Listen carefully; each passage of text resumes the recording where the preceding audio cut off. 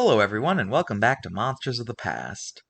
As always, I'm your host Mr. G, and welcome back to the West Interior Seaway, where today I'm here to talk about the time when birds actually had teeth.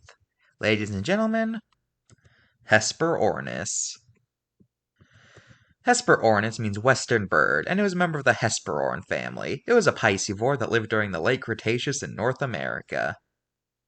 Hesperornis could reach lengths of up to 6 feet long, making it roughly human-sized.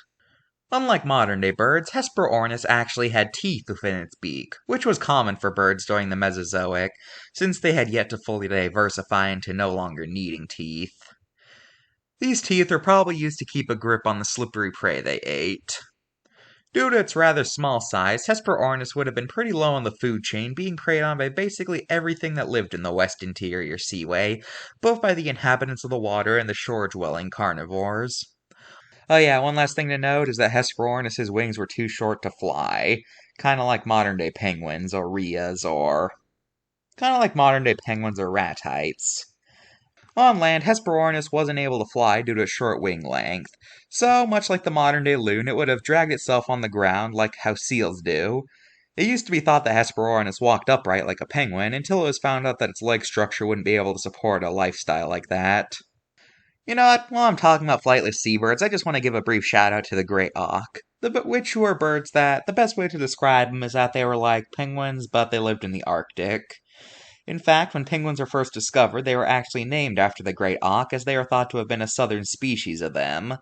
But DNA test reveals that great auks and penguins weren't actually that closely related, with them having different ancestries. Okay, now let's look at the card.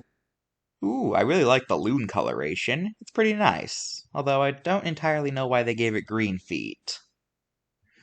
Anyway, this card has a bit of an anachronism in it. It claims that it lived 90 to 65 million years ago. However, Hesperornis, for one, did not live to see the extinction of the dinosaurs, and two, it's actually appeared a bit later than 90 million years ago, roughly 83 to 78 million years ago. And on the back of the card, it shows it with a pteranodon, which was an animal that went extinct shortly before Hesperornis evolved. And then again, this card is less about Hesperornis as an animal and more about how birds are the descendants of dinosaurs, which is pretty cool in a way. And besides the anachronism, there's not much wrong here, so I give it a 9 out of 10. Let's just move on to pop culture. Hesperornis appeared in the Walking with Dinosaurs spin-off Sea Monsters, and it was an Ark Survival Evolved as a tameable animal, where they can lay golden eggs. Okay. But before I end this, I just want to point out that the Ice Age franchise has these birds. They're not actually Hesperornises, but rather their close relative Baptornises. First of all, what are they doing during the Ice Age? They went extinct during the Cretaceous. And secondly, really? I mean, they probably wanted a penguin analog for some reason, but why would you choose a bird that was already extinct by this time? Couldn't you have, used the great auk or something if you really wanted a penguin analog from the Ice Age? Ugh, whatever. That's all for this episode of Monsters of the Past. Join me next time when I talk about some more birds. Bye!